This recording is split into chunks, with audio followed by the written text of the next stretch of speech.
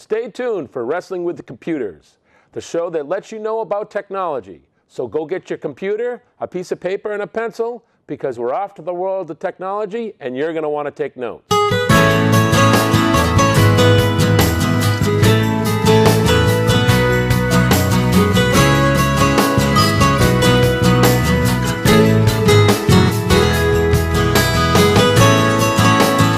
Welcome to Wrestling with Computers. I'm Wrestling Brewster from Brewster PC Solutions, and today we're here to talk about viruses again. They're back on the rise with over 6,000 new computer viruses released every month.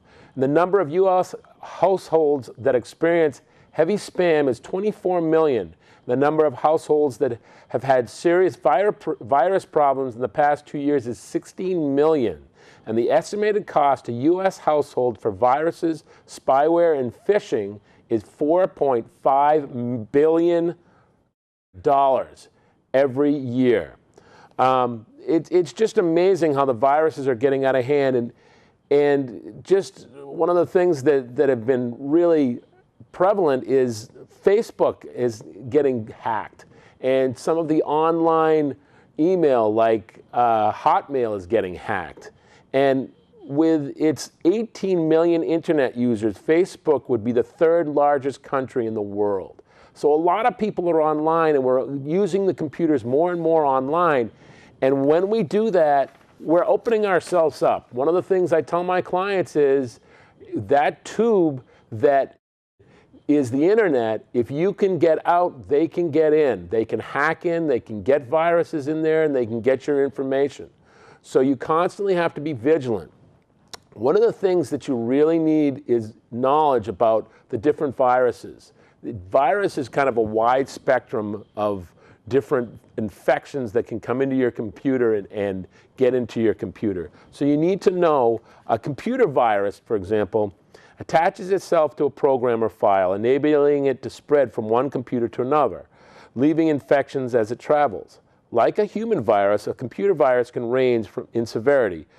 Some may cause only mildly annoying effects, while others can damage your hardware, software, or files.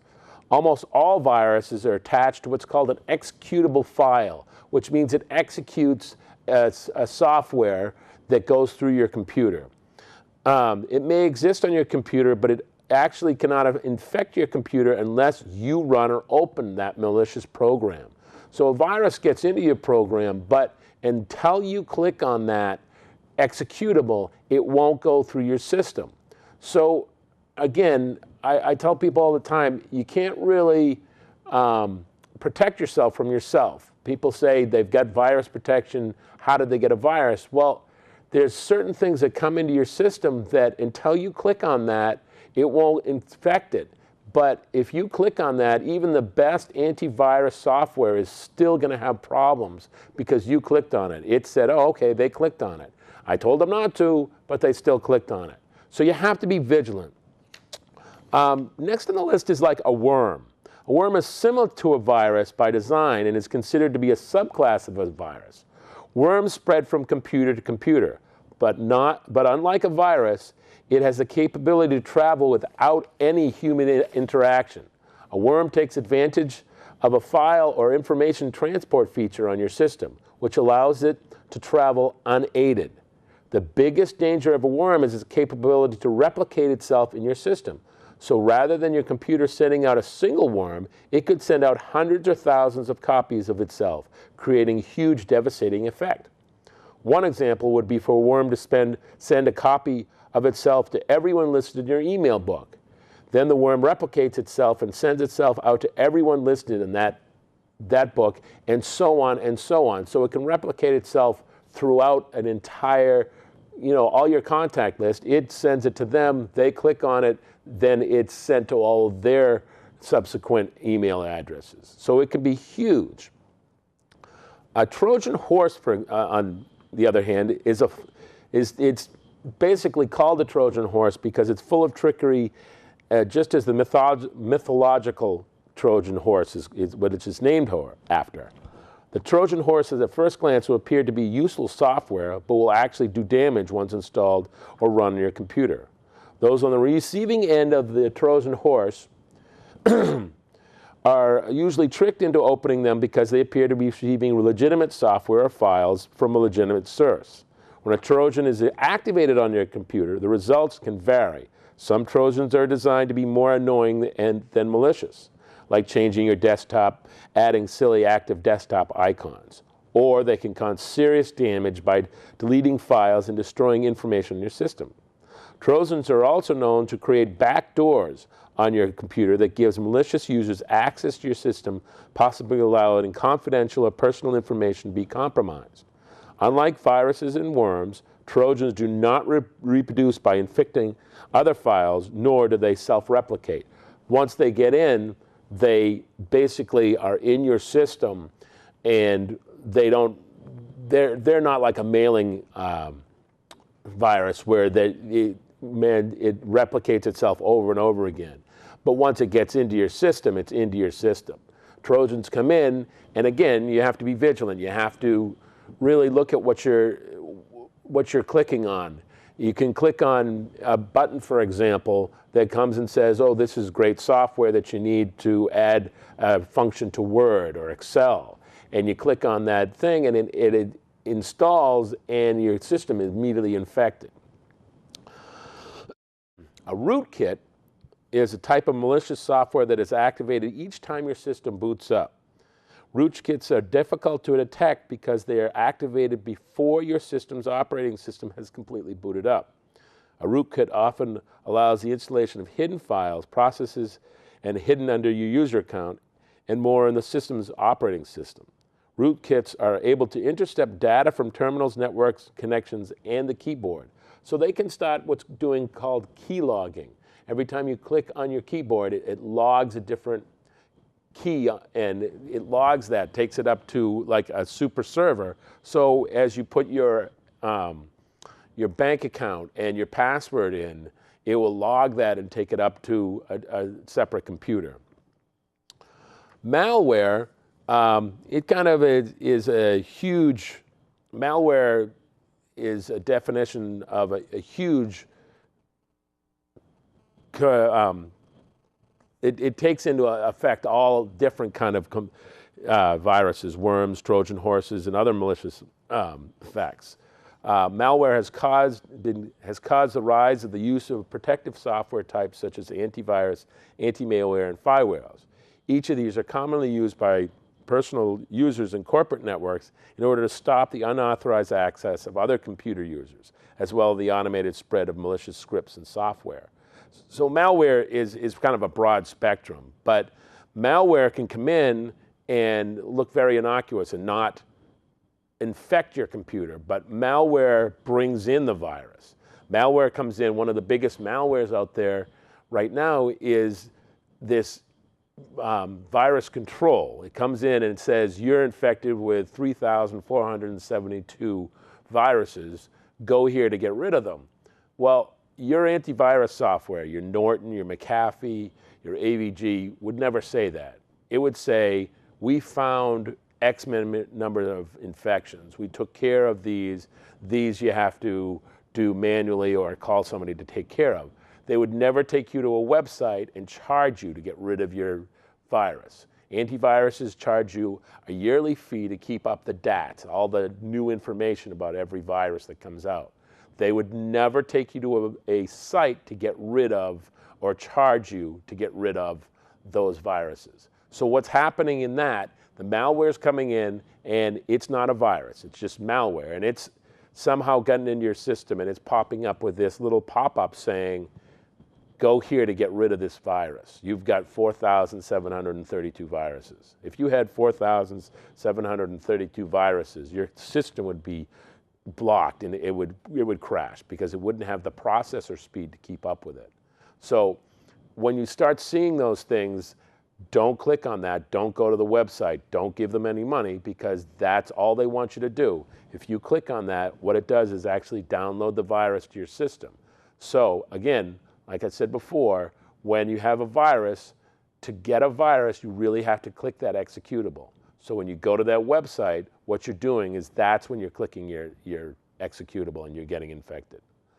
Phishing is an attempt to acquire information and sometimes indirectly money such as usernames, passwords, and credit card details, by masquerading as a trustworthy entity in electronic communication, like email. Communications purporting to be from popular social websites, auction sites, online payments processors, or IT administrators are commonly used to lure the unsuspecting public.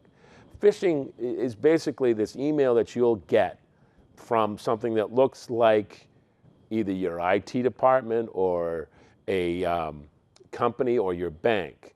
I recently got a phishing scam from somebody saying that they were PayPal. They sent me a PayPal request for payment, and it had the PayPal logo and everything, but I knew that I hadn't requested anything, so I went to PayPal. PayPal said, yep, that's a phishing. You can tell that it's not our exact logo, it's just a little off. So you have to be vigilant when it comes to these viruses. You really have to be looking and saying, is that something that I really want to click on? You have to look at those things, and you have to be really, really good at detecting something that looks a little off. If it looks a little off, it's not worth the click. It's not worth the download. It's not worth all the time and money that you're going to have to spend to get rid of that virus. Spam, also known as junk mail or unsolicited email, is basically it's junk mail that we used to in the old days. When we would get it in our mailbox, we would throw it away. But now, we get all this spam, which is basically sales, and it's unwanted. It's named spam because of the luncheon meat by the way of a Mighty Python skit, in which spam is depicted as ambiguous and unavoidable. So we're getting more and more spam. Email spam has steadily grown since the early 1990s. Botnet networks of virus-infected computers are used to send out 80% of spam. Since the expense of spam is borne mostly by the recipient, is it effectively postage-due advertising? So the legal status of spam varies from one jurisdiction to another. In the United States, spam was declared to be illegal by the Can-Spam Act of 2003, providing the message adheres to certain specifications. Spammers collect email addresses from chat rooms, website, consumer lists, news groups, and viruses, which harvest users' address books and sold to other spammers. Spam averages 78% of all emails sent. According to the Message Anti-Abuse Working Group, the amount of spam email was between 88 to 92% of email messages sent in the first half of 2010. So most of the email that's coming into your inbox these days is spam. By this, 78% is spam. So again, spam can lead to viruses if you click on those spam. It's a phishing, it's a virus, it's a lot of different things that you have to be careful of in your email. So when an email comes in and it's a spam, in the old days, we would sit there when we went to our mailbox and we got our snail mail, and we would sit there with this big pile of mail.